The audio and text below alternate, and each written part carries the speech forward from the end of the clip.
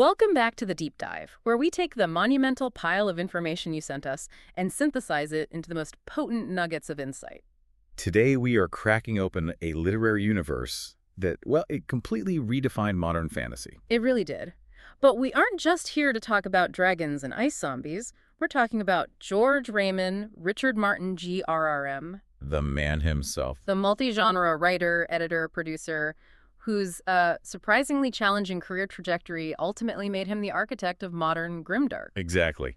Our mission today is to unpack that entire winding path that led Martin to epic fantasy. We really need to look far beyond the success of A Song of Ice and Fire Right. to understand the science fiction writer, the dedicated horror author, the Hollywood script doctor, and maybe most importantly, the committed comics fan. This deep dive is going to reveal his core creative influences, the pivotal role of, well, spectacular failure in his career development, and the really intricate relationship he now holds with his colossal legacy. That's the critical mission. The sources reveal a fascinating and at times paradoxical journey where his greatest professional setback ended up being his greatest opportunity. It's incredible. We are tracing the influences and the constraints and the failures that basically forced him to create Westeros on his own terms. So what does this all mean for you, the listener? Yeah, what's the takeaway? It means the political complexity and moral ambiguity that define Game of Thrones. They are not new themes for him. They were forged decades earlier. In his genre work, in his TV work. Exactly, and in his experiences navigating the punishing landscape of television production. So let's trace that path, starting from the literal, geographically constrained ground zero of his imagination in Bayonne. Okay, let's unpack this constrained childhood. George Raymond Martin, who adopted the confirmation name Richard at age 13, was born in Bayonne, New Jersey in 1948. And that geographical confinement of his early life is the crucial detail here. I mean, it created the perfect environment for a voracious inner life. It's a truly remarkable origin story. It's so rich with that kind of melancholic history that you see defining his later work. It really is. His physical world was incredibly small. According to the sources, his world consisted predominantly of just 5 blocks. 5 blocks. 1st Street to 5th Street, between his home in the federal housing projects and his grade school. That was it. That's such a tiny space to inhabit every single day. I mean, it sounds incredibly stifling, especially for someone with that kind of active mind. It was. But restriction often acts as a powerful fuel for creativity. You see this all the time. Because he couldn't travel or experience the world physically, he became a voracious reader. He traveled only through his imagination. And there was this other layer to it, too, wasn't there? The sense of lost family wealth. Oh, absolutely. He was constantly reminded of his family's lost fortune. His mother's side had owned a construction business, but lost everything in the Great Depression. So he would walk past the evidence of that loss every day. He often passed the site of what used to be their dock and their house. It instilled this deep sense of generational decline and lost history that, well, it clearly informs the ruin and political decay in his later work. It's all there. And here's the anecdote that just perfectly foreshadows the darkness and political maneuvering he would become famous for. The Pet Turtle Dynasty. The Pet Turtle Dynasty. He started his earliest writing by selling monster stories for pennies to neighborhood kids. Until he got shut down, right? The customer's mother complained her child was having nightmares. Right, so that ended fast. But even then, you can see he was already playing for keeps, as he'd say later. He was eliciting a strong emotional response. But the real miniature court of Westeros was the Pet Turtle Terrarium. He had these dime store turtles in a little toy castle. And they kept dying. They constantly died. But instead of just accepting natural causes, the young Martin invented sinister plots. He decided the turtles were killing each other off. It's perfect. That anecdote perfectly illustrates how his commitment to brutal political realism started in miniature. It's the origin of grimdark, scaled down to a reptile terrarium. So where did the narrative style come from? Because it wasn't classic literature, at least not at first. No, the influence that really shaped his narrative style came from the world of comics. He became an avid fan while attending Marist High School, developing a really strong interest in Marvel Comics superheroes. And he has credited Stan Lee as possibly his single greatest literary influence, which is a truly monumental statement, considering he's so often compared to Tolkien. It is a huge statement. But is that influence genuinely literary, or is it more about the organizational structure of these shared worlds? It feels like it could be a massive reduction of his debt to the epic fantasy tradition. I don't think it's a reduction of his debt. I think it's a redefinition of the debt. Stan Lee's influence for Martin centered on the idea of creating a complex, collaborative, and ongoing narrative universe. The Marvel Universe. The Marvel Universe, exactly, where multiple flawed characters interact across shifting moral lines. That model of shared world-building and collaborative narrative that informed his later projects like Wild Cards, much more than the singular self-contained epic structure of Tolkien. That makes a lot more sense. And his fandom, it was deeply public. He wasn't just reading these things in a vacuum. Not at all. He was contributing, starting with letters to the editor, published in Fantastic Four issue number 20 in November 1963, and others followed after that. This public participation led directly to his involvement in the early, the fledgling comics fandom. And in a massive display of early adopter status, he bought the very first ticket to the world's first Comic-Con. The very first one. The very first ticket, held in New York in 1964. And he had early professional level success in that world, too, winning comic fandom's prestigious Alley Award for Best Fan Fiction in 1965. Yeah, for his prose superhero story, Power Man versus the Blue Barrier. It just proves that long before he was a best-selling novelist, he was a successful and deeply committed part of the fan community. He was mastering popular narrative tools. This deep community and shared world background is absolutely indispensable for understanding his lifelong editorial projects. Okay, so before he could commit to writing full-time, he took a serious detour: academia and alternative service. This seems to have grounded him politically. Absolutely. He earned both a BS and an MS in journalism from Northwestern University's Medill School of Journalism. And he graduated summa cum laude. This journalistic background, you have to think it informs the realism and gritty detail in his later fiction. He has an eye for detail, for reporting on human reality. Then came the Vietnam War. Right. He opposed the war and obtained conscientious objector status, performing alternative service from 1972 to 1974 as a VISTA volunteer. And for the listener who might not be familiar with VISTA, what exactly was he doing there? VISTA stands for Volunteers in Service to America. It's essentially a domestic version of the Peace Corps. Martin was attached to the Cook County Legal Assistance Foundation. So he's seeing the system up close. He's seeing bureaucracy, social struggle, ethical dilemmas, all firsthand. These became essential elements of his grim, dark world where good intentions so often clash with a very harsh reality. Now, here's where the financial reality of being a writer kicks in. His short story sales after his first professional sale, which was The Hero in 1970, they just weren't enough to pay the bills. He needed a day job. And that's where the American chess craze came in. This detail is priceless. It's just priceless because it shows the accidental engineering of his career. His need for income coincided perfectly with the national chess explosion that followed Bobby Fischer's 1972 World Championship victory. And Martin was a good chess player. He was a very skilled player, so he capitalized on that and worked as a tournament director for the Continental Chess Association from 1973 to 1976. So the financial stability, and this is the key, it came from something entirely outside of literature, and that was the actual secret ingredient to his early success. It was. Because the tournaments were primarily on weekends, he was getting paid a sufficient salary while leaving him 5 full days a week to dedicate solely to writing. 5 days a week just to write, that's a dream for any young author. It's unbelievable. That's the so what.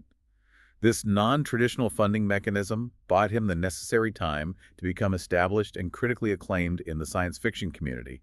And then, when the chess craze subsided, he could jump to full-time writing later in the decade without ever committing to a traditional 9-to-5 job. Okay, moving into the 1970s, GRM was undeniably a rising star in science fiction and horror. His early work often fell into this future history, what was it called? The Thousand Worlds, or the Man Realm. That was the loose framework. And he was immediately recognized as a significant talent. His 1973 story, With Morning Comes Mistfall, was nominated for both the Hugo and the Nebula Awards. Right out of the gate. And his 1975 novella, A Song for Laia, secured his first major professional honor. He won the Hugo Award for Best Novella. This is a writer who found serious, sustained professional and critical success in the sci-fi world very early on. His first novel, Dying of the Light, came out in 1977, and it really set the tone for his later, more melancholic work. It's about a planet slowly drifting into freezing darkness. And the themes were already there. Complex, unsatisfied characters clinging to idealism in a ruthless, decaying world. It's all there in nascent form. What's fascinating here is his deliberate foray into sci-fi horror hybrids. Yeah. And it was apparently driven by a need to defy critics. It was. He stated that he started writing these genre blends specifically in the late 1970s to prove wrong a critic who claimed that science fiction and horror were incompatible opposites. That stubbornness led to some of his most celebrated earlier works. It really demonstrated his range. We're talking about Sand Kings in 1979. Which just swept the major awards. It won the Hugo, the Nebula, and the Locus Award. And then the novella Night Flyers in 1980. Night Flyers is the real pivot point here. It's so important. Although it wasn't a box office hit, the film rights were purchased in 1984, leading to the 1987 film adaptation, which he co-wrote the screenplay for. And he later stated that he believes that project saved his career. Saved his career, his words. Wait, hold on. How does an unsuccessful film save a career? We're talking about a period where he had just experienced what he called the destruction of his career as a novelist. Precisely. We need to focus on that catastrophic failure. Because prior to Night Flyers, he published the successful vampire novel Viva Dream in 1982. Things were going well. Then came the horror novel The Armageddon Rag in 1983, a book about the breakup of a 1960s rock band. He poured his heart into it. He really did.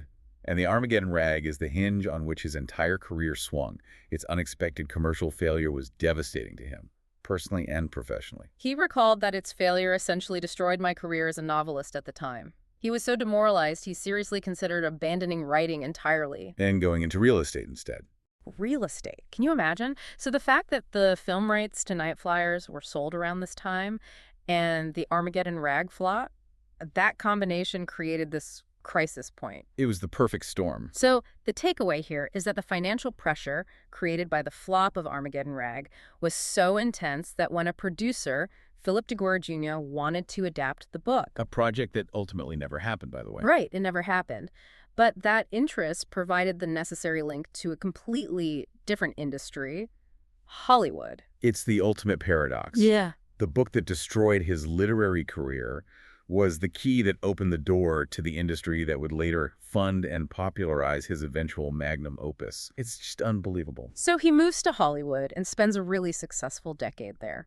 He worked first as a staff writer and executive story consultant for the Twilight Zone revival. Wrote 5 episodes for them, then moved on to the satirical science fiction series Max Headroom. Where he created the character known as Ped-Jing, which is a great little detail. It is. But his most stable and creatively involved TV role was as a writer-producer on Beauty and the Beast in 1987. He wrote 14 episodes and rose all the way to co-supervising producer. He even had a couple of small cameos in the show. So the TV years sound incredibly successful, lucrative, but they were also creatively frustrating. And this frustration is the crucial final insight that launched A Song of Ice and Fire. Absolutely. By the early 1990s, he was deeply unhappy. His pilots weren't getting made, but more profoundly, he was frustrated by the strict limitations of television production. The budgets. The budgets, the episode lengths. He felt constantly constrained. He was forced to cut key characters, trim major battle scenes, the very things he wanted to write about. He called it his "they can't afford the horse" problem. Exactly. Yeah. So the limitations of the TV budget and episode runtime pushed him back toward the limitless world of prose, where his imagination wouldn't have to be compromised. That's the exact moment he began to conceive of his epic fantasy series. But before we move fully to Westeros, we have to talk about Wildcards. We have to. It's this massive, decades-long shared universe project that really demonstrates his deep roots in collaborative, fandom-based storytelling. This is a series he edits and contributes to. It's still running, 33 volumes through 2025. And it started not as a writing project, but as a role-playing game. Correct. It originated from a campaign of Chaosium's Superworld RPG that he ran in Albuquerque. His obsession with the game was so intense that he referred to 1983 as his lost year. A lost year. A lost year, where he largely stopped writing original literature because he was so into this game. But that shared obsession led to the creative idea of turning those rich RPG stories and characters into a profitable anthology series. And he edits the series and contributed his own RPG character, Thomas Tudbury, the great and powerful turtle. Who flies around in an armored VW beetle shell. You can't make this stuff up. This project highlights his role as a connector and a curator. He was constantly running collaborative worlds, co-editing nearly a dozen anthologies with the late Gardner Zoe. Covering themes from zombies to sci-fi westerns. Everything. Old Mars, Old Venus. It proves that editorial collaboration is simply hardwired into his creative process. And the Wildcard series remains an ongoing concern, with a TV adaptation in development by Universal Cable Productions since 2016. All right, let's turn now to the work that defines his global legacy. In 1991, fueled by that frustration with Hollywood constraints, he began A Song of Ice and Fire. And he admired Tolkien, but he wanted to write an epic fantasy that aggressively countered the tropes that had sprung up in the genre's wake. The scale, it quickly became gargantuan. It was originally conceptualized as a trilogy. It's 3 books, but his ambition expanded rapidly. It is now slated for 7 volumes. The 5 published books, plus the highly anticipated The Winds of Winter and the final volume, A Dream of Spring. And what makes it feel so grounded? The source material identifies 3 key historical inspirations. Right. The English Wars of the Roses, a period of intense, chaotic, dynastic struggle. The French historical novels, The Accursed Kings. And Sir Walter Scott's Ivanhoe. That historical grounding is why his fantasy is so distinct. He specifically aims to dismantle what he calls the Disneyland Middle Ages trope, where fantasy just simplifies history. He insists on a realistic, brutal interpretation of feudal social structures, the multi-generational, strictly consequential nature of that society. He moved past that simplified theme that if the king was a good man, the land would prosper. Exactly. He stresses that real history is complex, saying, it's not that simple, just having good intentions doesn't make you a wise king. Which means even the hero's well-meaning actions can cause catastrophic, unintended consequences. Look at Ned Stark. The quintessential example. The result is a world defined by deep moral ambiguity. The characters Daenerys, Arya, even the Kingslayer, are complex antiheroes. They are defined by internal conflicts, often troubled by their own self-seeking or violent actions. This complexity is what keeps readers invested, even through the sheer brutality of the world. He's using genre fantasy to explore serious literary concerns. He cites William Faulkner's influence and insists that this exploration of the internal human condition is the ultimate reason to read any literature. And this brings us to the shocking narrative structure, the sudden, consequential deaths of major characters, a move that just stunned fantasy readers who are used to heroes wearing plot armor. It was a complete paradigm shift for the genre. So what's the ultimate justification for killing off main characters like Ned Stark so abruptly? Martin justified this by necessity. His goal is to make the reader genuinely fear for his characters. He stated, "When my characters are in danger, I want you to be afraid to turn the page." So you need to show right from the beginning that you're playing for keeps. Exactly. If the world is truly brutal, then being the protagonist shouldn't shield you from the consequences of a political blunder. And while this is a fantasy series, he is extremely careful about the role of magic. He consciously avoids a dedesis ex machina. He took inspiration from Tolkien here, noting that in The Lord of the Rings, although the world is infused with this great sense of magic, there is very little on-stage magic. Right, Gandalf doesn't just snap his fingers and solve everything. No. And Martin ensures magic is kept under very tight control, serving as merely one element in the geopolitical landscape, not the primary force driving the narrative or solving problems arbitrarily. Okay, let's look at the publication history. The momentum built quickly at first. A Game of Thrones in 96, A Clash of Kings in 98, A Storm of Swords in 2000. Then the first major gap occurred before A Feast for Crows in 2005. Which immediately hit #1 on the New York Times bestseller list. The appetite was clearly there. And A Dance with Dragons in 2011 just solidified his global status. It was a massive international bestseller, staying on the New York Times list for an incredible 88 weeks. 88 weeks. And it won the Locust Poll Award for Best Fantasy Novel in 2012. It's hard to overstate the anticipation for a writer who had already delivered 5 consecutive works of this scale and quality. The television adaptation changed everything. It all started with HBO purchasing the rights in 2007. But let's revisit that extremely rocky start. It was almost a non-starter. The original pilot, shot in late 2009, was a near catastrophe.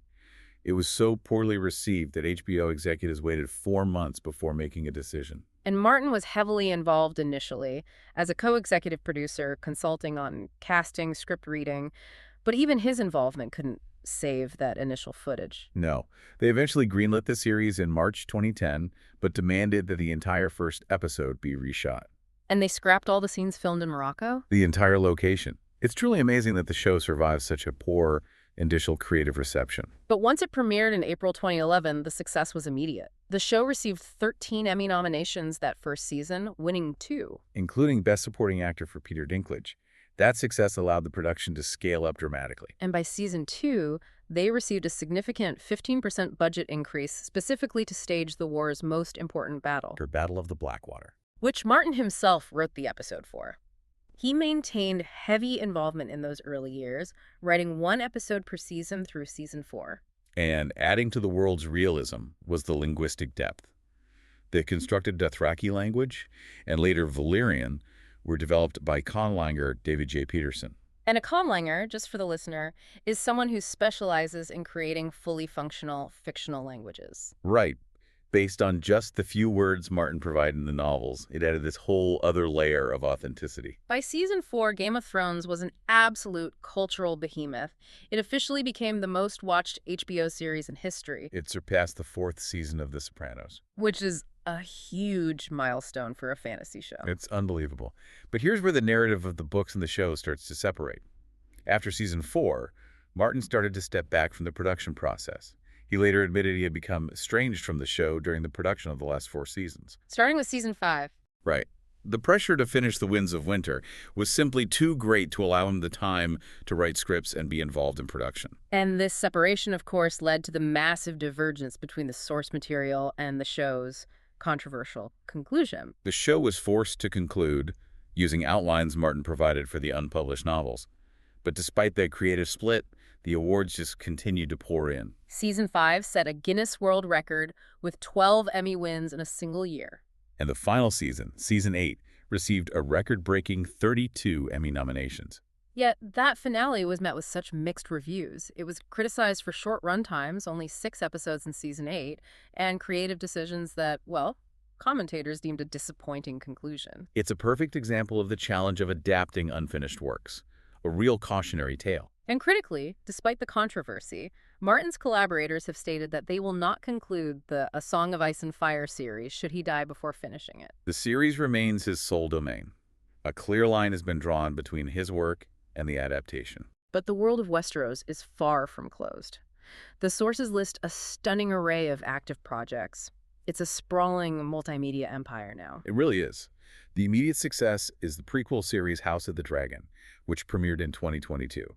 It's based on his book Fire and Blood, set 200 years prior to Game of Thrones. And that was an instant renewal. Instant.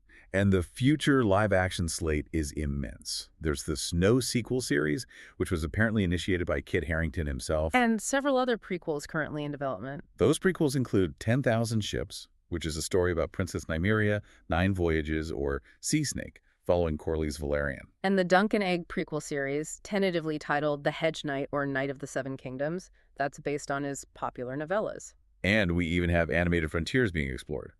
HBO Max is developing at least 2 animated series, including one set in the distant nation of Yi. A location loosely based on Imperial China. Right. And Martin's world-building expertise isn't limited to fantasy.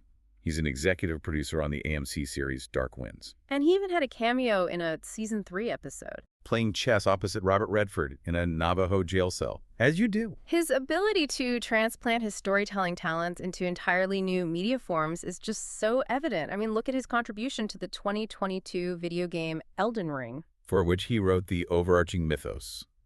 That game actually won a Nebula Award for game writing in 2023. It showcases his ability to build complex, layered worlds regardless of the platform. We must now address the issue that has become central to his relationship with his fan base. The elephant in the room. The writing pace for A Song of Ice and Fire. We're talking about a 6-year gap between A Feast for Crows and A Dance with Dragons. Right. And now, over 14 years since the last volume, waiting on the Winds of Winter. That fan song, Right Like the Wind, is legendary. It highlights a unique challenge, right?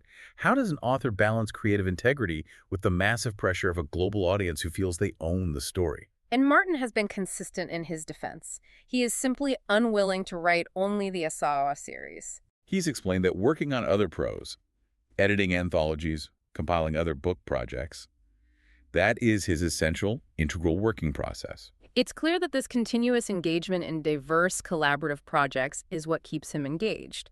This includes his long editorial career, co-editing nearly a dozen cross-genre anthologies with Gardner Dozois. Books like Songs of the Dying Earth, Warriors, Dangerous Women and Rogues. He finds inspiration and creative refreshment by stepping away from the main narrative. And his actual working method reflects a deep need for isolation and control. Oh, yeah. He writes using WordStar software, on an MS-DOS computer, which is ancient technology. specifically to avoid internet distractions and the intrusion of automated spell checking. He uses a separate computer entirely for the internet. Okay, moving to his relationship with the wider fan community. Despite the criticism of his pace, he maintains an unusual degree of accessibility. He does, through his active blog, not a blog, and his regular attendance at conventions. And this is a lifelong habit rooted in his early comics fandom. Since the early 1970s, he has regularly attended World Science Fiction Conventions, or Worldcon. And he's participated annually in Albuquerque's regional convention, Bubonican, since 1986, near his Santa Fe home. On the flip side of that engagement, he holds some very firm boundaries, particularly his strong opposition to fan fiction. Which he views as copyright infringement. And he sees it as poor practice for aspiring writers, arguing that it hinders the development of crucial skills like original world building and character creation. However, regarding a more modern controversy, when backlash arose about the alleged use of generative AI art in an illustrated edition of A Feast for Crows. His team published a blog post clarifying their stance. Yes, stating that they have not and will not willingly work with AI generative artists. That's a very current and specific stance. It reinforces a commitment to human artists and originality, which aligns perfectly with his stance against fan fiction. It does. Let's talk about his investments in his home city of Santa Fe, New Mexico, where he and his wife, Paris McBride, live. Martin is deeply invested in the local arts scene. He purchased and completely restored the Jean Cocteau Cinema and Coffee House, reopening it in 2013. And he made sure it kept its original 35mm capability alongside modern digital projection. And he followed that up by opening the adjacent bookstore, Beastly Books, in 2019. Named after his time working on the Beauty and the Beast TV show. That's right. Furthermore, he was a key funder for the arts collective Meow Wolf, pledging $2.7 million in 2015 toward a new art space. It just highlights his support for innovative, immersive art. His philanthropy also directly involves his narrative style, which is fascinating. In a 2014 Prizio campaign, he raised over $500,000 for the Wild Spirit Wolf Sanctuary and the Food Depot of Santa Fe. And he did this by offering high-level contributors the chance to have a character named after them. And killed off in an upcoming novel. That is a practical application of his playing for keeps narrative philosophy. It doubles as a fantastic fundraising strategy. But brilliant. Lastly, let's just revisit his consistent political engagement. His opposition to the Vietnam War and his conscientious objector status, that provided him with a profound political framework. He has consistently endorsed Democratic candidates like Obama, Udall, and Biden. And he also took a powerful stand on the First Amendment by ensuring his Jean Cocteau Cinema screened the controversial 2014 film The Interview. Yeah, during all that pressure to pull the film. And his most famous piece of political commentary used his own fiction as a critical lens. That's right. During the 2016 election, when some fans tried to compare Donald Trump to his more complex characters, Martin doubled down on his criticism. What does he say? He explicitly stated that Trump shared many personality traits with the universally despised King Joffrey, calling him a grown-up Joffrey. Wow. This final point powerfully reinforces how Martin views his fictional world as essential tools for social and political critique. Hashtag outro. We have covered a huge amount of ground today, tracing George R.R. Martin's life from the constrained 5 blocks of Bayonne, writing about turtle plots. All the way to becoming a global icon whose work influences not only television and film, but also video games like Elden Ring. His career is just a roadmap of resilience and paradox. We saw how the commercial failure of the Armageddon rag in 1983 paradoxically saved his career by forcing him into Hollywood. And how the budget constraints of Hollywood, in turn, drove him back to the boundless world of prose, leading directly to A Song of Ice and Fire. And his honors reflect this vast, diverse output. The Inkpot Award for Comics, the World Fantasy Life Achievement Award, multiple Hugos, Nebulas. And of course, the incredible Emmy success for Game of Thrones. He's a literary polymath who never settled into one genre, consistently finding ways to collaborate and expand his worlds. And if we take Martin's core thematic philosophy, that fantasy should be grounded in historical realism, critiquing the simplistic Disneyland Middle Ages trope. And focusing instead on the messy, ambiguous, internal human condition. We are left with a powerful closing thought for you to consider. Since GRRM grounds his fantasy in historical realism and focuses on the internal human condition, what modern political, economic, or social structure, one currently overlooked by simplified fiction, might be ripe for his unique brand of grimdark exploration. Think about his focus on brutal hierarchies, the complex consequences of unintended actions, and the idea that good intentions rarely make a wise ruler. Where do you see that complexity playing out in the world right now that needs his brutal realism? That's the challenge. The ultimate purpose of his fantasy is the truth of the human heart in conflict with itself. Where do you see that conflict raging today? Thank you for diving deep with us. We'll be back soon with another stack of sources.